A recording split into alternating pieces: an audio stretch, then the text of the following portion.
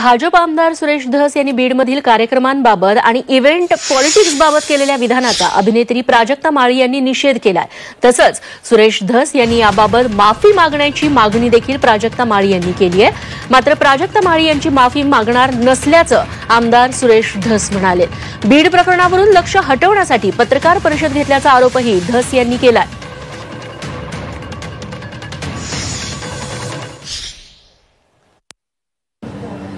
आणि म्हणूनच ज्या कुत्सितपणे त्यांनी टिप्पणी केली आहे आणि हशा पिकवलाय, प्रसार माध्यमांसमोर कसं बोलावं, काय बोलावं याचं ज्यांना भान नाहीये त्यांना मी विनंती करते की त्यांनी तितक्याच विनम्रतेने माझी जाहीर माफी मागावी। आणि फक्त माझीच नाही, माझ्या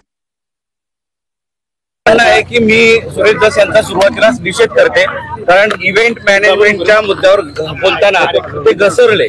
हे पहा, मी कुठेही काल घसरलेलो नाही, काही नाही, आणि त्यांनी माझा निषेध केलाय। तर मला असं वाटतं त्यांनी माझं जे कालचं स्टेटमेंट आहे एसपी ऑफिसच्या समोरचं ते पुन्हा एकदा रिवाइज करून पाहावं। त्याच्यात ऑब्जेक्शनेबल कुठलीही बाब मी बोललेलो नाही।